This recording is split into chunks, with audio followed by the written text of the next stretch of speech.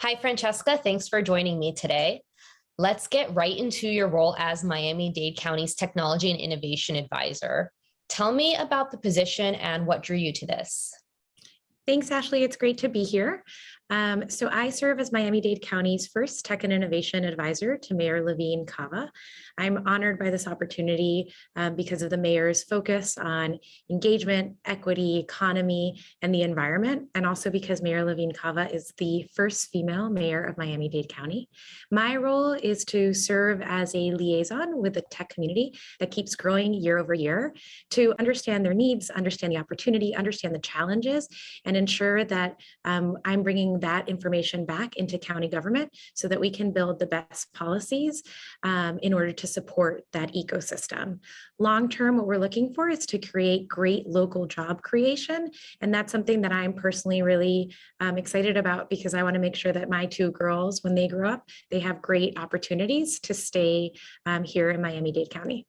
What kind of resources and programs are currently available from the county to support up and coming tech entrepreneurs? That's a great question. So we start thinking about it not just to support local tech entrepreneurs, but also to support everyone, right? I mean, local entrepreneurs need to have users. And so we want to make sure that everyone has access to digital literacy and connectivity. And a big priority for the county and for the mayor is to make sure that everyone has awareness about Miami Connected, which is a program that offers broadband and free connectivity to households to make sure that they have access to it. We are currently working on updating incentives that the county offers for high growth startup to complement the incentives that already exist through the Beacon Council and through the county government for companies that are already scaled and that are growing here or that are moving here. So we have those county incentives too. And then we work with academic universities to ensure that we have really, really strong talent pipeline programs to ensure that once companies are hiring here, that they're hiring the best talent that really fits the needs of what they're looking for. Earlier in the program, I spoke with Leanne Buchanan from Air Ventures about their new Ready scorecard. And I know this is something Mayor Levine Cava has been a proponent of and has tweeted about. How is the county planning on using this data to address any inequities in tech and the need for senior level talent that we have in Miami-Dade County? It's such a good question. Leanne's work is incredible. Leanne is a powerhouse, and we are really, really excited to make sure that she has sort of the support from the county. So we're working really closely with her and also to ensure that we're listening to what she's finding because the Ready scorecard had information that we needed to make sure that we were looking at in order to make the best policies. So one, the mayor has personally looked at all of the information and spent the time understanding it. She's asked me and her senior director for performance and innovation to ensure that we're bringing in those metrics to the policy that's being written into the county so that we're proactively looking at it.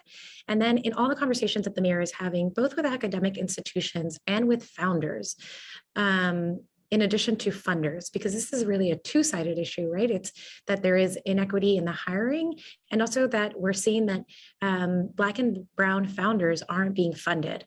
And so that at the academic level, we're thinking through the programs that need to be created or that need to be supported in order to have more people go into the pipeline and get those jobs. One of the things that she did last year was to have a $5 million grant to Miami-Dade College focused on technology. That was complemented by Knight Foundation and the city of Miami for a total of 12 million. The mayor put in 5, Knight Foundation put in 5, the city of Miami put in 2, and is one example of the ways that we're working with academic institutions.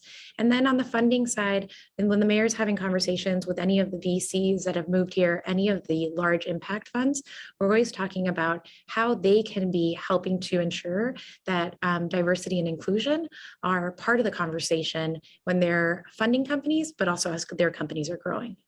And speaking of that, you're also a partner at the Venture City, where you invest in early stage companies. What do you look for in a startup? And do you have any tips for entrepreneurs who might be looking for funding? Yeah, so at the Venture City, I am a partner on pre-seed and seed deals. So we invest 150 to 500,000 in early stage companies that are coming from emerging tech hubs, which is really cool because we're not investing in companies that are necessarily coming from San Francisco, but we're really thinking about this idea that talent is everywhere and opportunity is not. So how do we look at untraditional places? And the advice that I would give folks is be clear on why you're building, why it's your passion, why you are uniquely positioned to solve this problem, the problem that you're solving, and how you're going to get there. That's more than anything what VCs are looking for is that clarity of purpose, that clarity of mission, and a clear understanding of your roadmap. Accept feedback.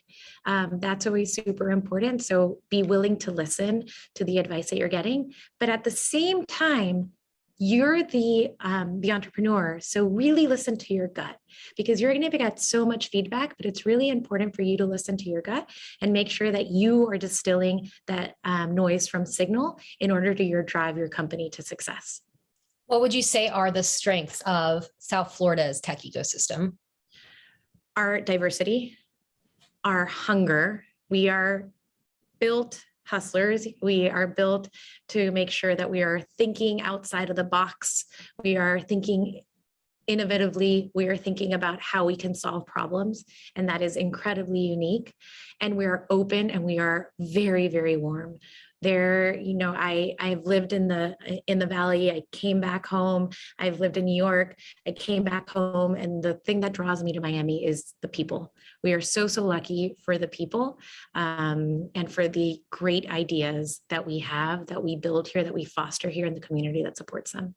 Fantastic. Well, thank you so much for joining me, Francesca. I really appreciate it. It's always great to have a chance to connect.